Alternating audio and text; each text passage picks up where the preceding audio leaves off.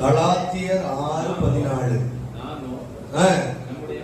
நானோ நம்முடைய கர்த்தராகிய இயேசு கிறிஸ்துவின் சிலுவையை குறித்து அல்லாமல் வேற ஒன்றை குறித்து மேன்மை பாராட்டாது இருப்பனாக. ஆமென் சொல்லுங்களேன். அல்லேலூயா. இந்த மேன்மை என்று சொன்னால் நம்மை குறித்து, நம்முடைய பிள்ளைகளை குறித்து, நம்ம குடும்பத்தை குறித்தோ அல்ல நம்முடைய காரியங்களை குறித்தோ மேன்மையாக பேசுவது, பெருசாக பேசுவது, இன்னும் சொல்ல போனா பெருமையாக பேசுவது. எப்படி பேசுவது? பெருமையாக பேசுவது.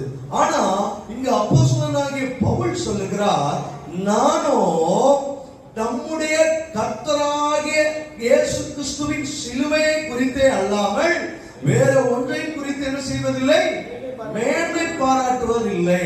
ரட்சிக்கப்பட்ட ஒரு தேவ மனிதன், ரட்சிக்கப்பட்ட ஒரு கிறிஸ்தவன், ஆலயத்துக்கு வருகிற ஒரு தேவ பிள்ளை, வேதத்தை சுமக்கிற ஒரு தேவ பிள்ளை, இயேசுவை நேசிக்கிறேன்னு சொல்லுகிற ஒரு தேவ பிள்ளை, இயேசுவை விசுவாசிக்கிறேன்னு சொல்லுகிற ஒரு விசுவாசிகள், கர்த்தரை ஆராதிக்கிற தேவ பிள்ளைகள் என்ன சொல்லணும், அவங்க இடத்துல இருந்து என்ன வெளிப்படணும்னா, இயேசு கிறிஸ்துவை குறித்து, அவர் சுமந்த சிலுவையை குறித்து, அவர் நமக்கு பாராட்டின கிருபைகளை குறித்து, அவர் நமக்கு பாராட்டின, அவர் நமக்கு தந்த நன்மைகளை குறித்து மேன்மை பாராட்டுகிறவர்களாக இருக்கணும். ஆமென் சொல்லுங்க.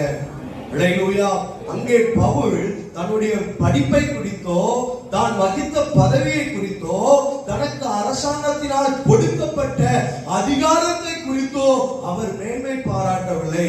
மாறாக பவுல் சொல்லுகிறார், நானோ எனக்காக ஜீவனை கொடுத்தவர், எனக்காக ரத்தத்தை சிந்தினவர், என்னை மீட்டு கொண்டவர். எத்தனையோ நேரங்கள்ல எனக்கு அநேக சேதங்கள் என்னுடைய பிரயாணங்கள்ல வந்தது, உயிர் போகக்கூடிய சூழ்நிலைகள் வந்தது, அநேகர் எனக்கு விரோதமாக எழுதி வந்தார்கள்.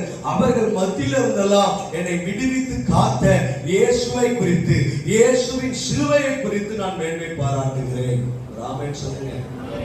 ஒவ்வொரு கிறிஸ்தவனும் மேன்மை பாராட்ட வேண்டியது இயேசு கிறிஸ்துவின் சிலுவையை குறித்து, இயேசுவை குறித்து. ஆமென் சொல்லுங்க. அல்லேலூயா.